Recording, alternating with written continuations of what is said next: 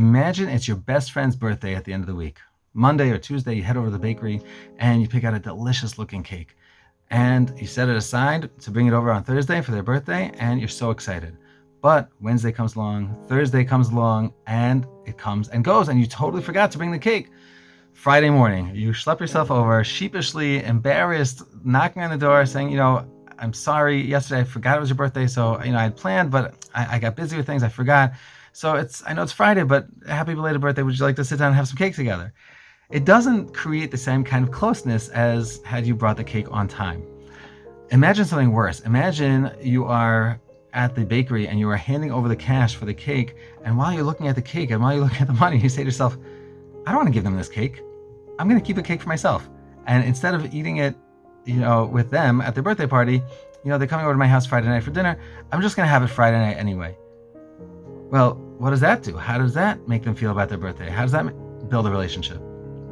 Well, these two halachos are not just true about birthday parties and birthday cake, but these halachos are true when it comes to nosar and pigul, the halachos of karbanos that are mentioned in Parshas Kedoshim.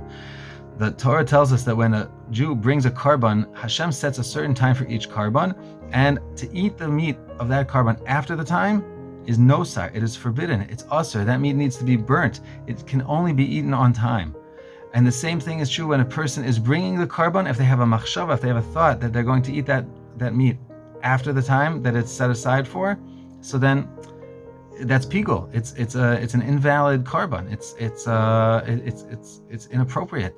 It's demeaning the very relationship, the very closeness that we're trying to bring by bringing a karban. Why is that? Because HaKadosh Baruch Hu set up for us times to bring karbanos, a window of time to get close to Him through karbanos, and we have to respect that time. And just like we need to respect Hashem's time, this is a lesson for us to also respect other people's time as well.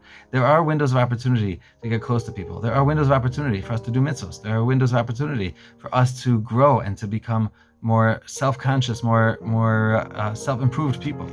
But we need to take advantage. We need to be conscientious of time. Everything in halacha, the zman of the day, teach us that we need to be time-conscious people. And that is what David HaMelech tells us in Tehillim, Davar be'ito matov. When you do something in its time, how good is that? How beautiful is that? Imagine when you bring the birthday cake on time, it's so beautiful. The best friend feels so good about who they are, about the relationship. It's incredible. When you do a mitzvah on time, it's b'shleimus, not a makeup afterwards, not a tashlumin afterwards.